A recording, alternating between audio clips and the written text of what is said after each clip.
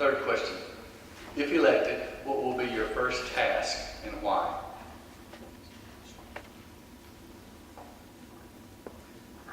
As I stated a moment ago, the first task that I will start will be the top to bottom review of county government. I'll then work with the county commission and other elected officials to implement specific action items and budget adjustments. I want to identify appropriate items for cost savings. And third, I think it's important for the new mayor to be visible and accessible throughout the county and the communities in our county. And I want to initiate a regular schedule to meet with our citizens throughout the county on a regular basis.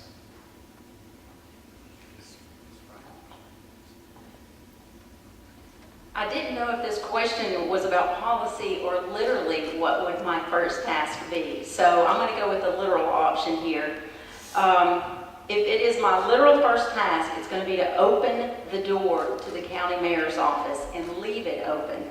And if I can figure out a way, and I've worked with Richard on this, if I can figure out a way to secure the office in the evening with no cost to the taxpayer, I'm going to go right ahead and drill and take the hinges off that door and keep it open and get rid of the door altogether. As far as my first policy task, that will start with a line-by-line review of expenditures. I've already looked at the budget, but it's a whole different story once you get in office and you're able to get your hands on what's actually being spent.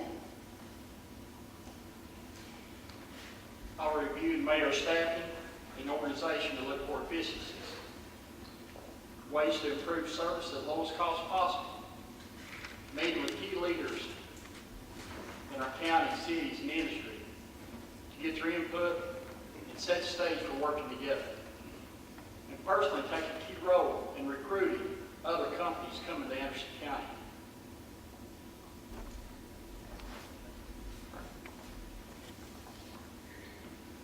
In a time of limited resources, how will you set priorities?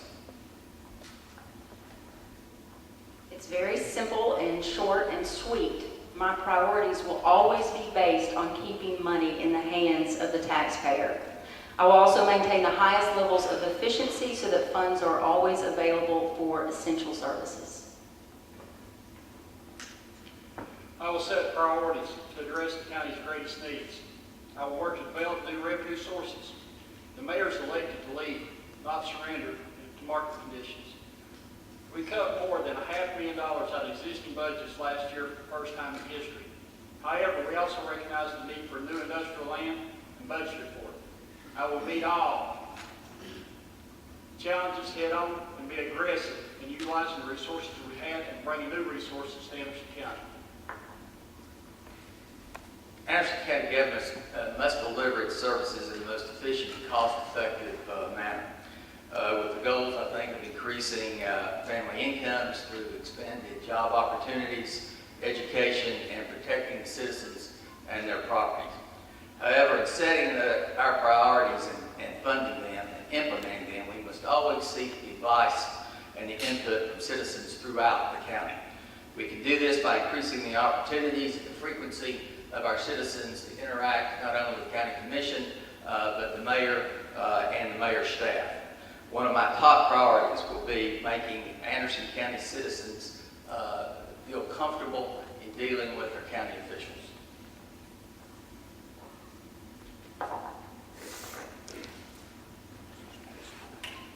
Considering the diversity of Anderson County, what do you see as our strengths and our weaknesses?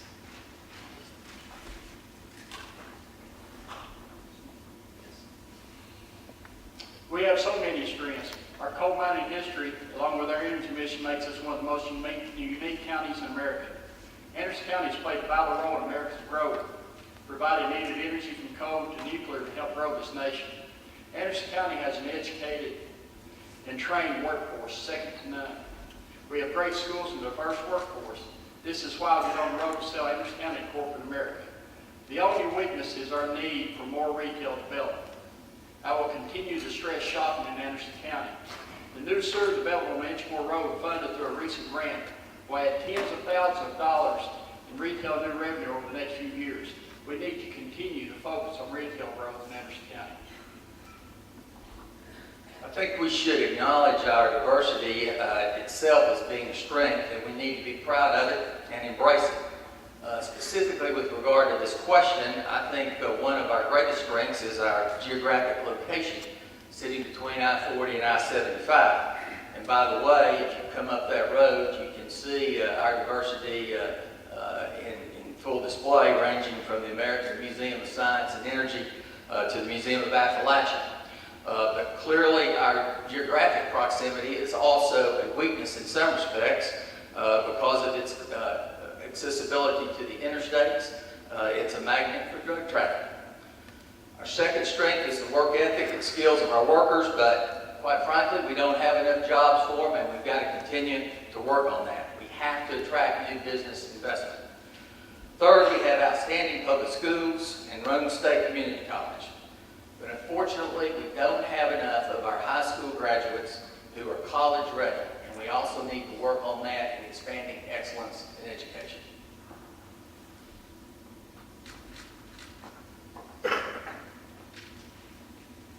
Our strengths have been and will always be you, the people of Anderson County. And I do not see weaknesses in Anderson County, I only see challenges. Our county is diverse, and a government that doesn't try to micromanage or force people into cookie-cutter molds will reap the rewards of a diversity of success just as diverse as our people. Our challenge here is to change the belief that government knows best how to direct your innovation, your success. Our job is to make sure you have the essential requirements, good roads, emergency service, law enforcement, and schools to help you accomplish what you do best.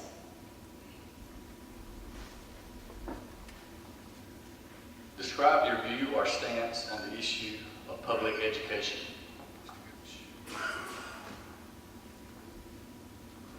I will be a strong advocate for public education. My wife, myself, and my two sons are products of public schools, and we're proud of that fact. Anderson County is blessed to have 3 outstanding school systems. Government doesn't do anything more important than educating our children, and our tax dollars allocated to education should be spent wisely and in a manner that always promotes excellence in education. We should remember the words of Thomas Jefferson, who noted, "Education is a prerequisite for an enduring nation." As mayor, I will work closely with administrators and teachers to continually promote excellence in education by increasing graduation rates and the number of our graduates attending technology centers and college, identifying new and creative ways that workers can retrain to be able to perform the jobs that are going to be coming to Anderson County. And I want to reduce the number of students who are going to college and who are going to technology centers who need remedial education and courses when they get there. But I have been and I will be an advocate for public education. This is a proven stance that I have on this. I'm a strong supporter of the public school system. I've got a child in the public school. She goes to Lake City Elementary. I see these conditions that they live in every day, what it takes to get a good education in Anderson County. I sat here maybe a little over a year ago and saw students in this very stage that came across the stage that graduated from an alternative school.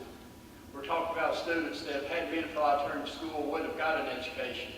We had one student that came here and he gave the graduation speech.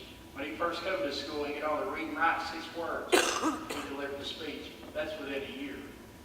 Not everybody is cut out to go to college. That's why I support the vocational education system that we have in Anderson County.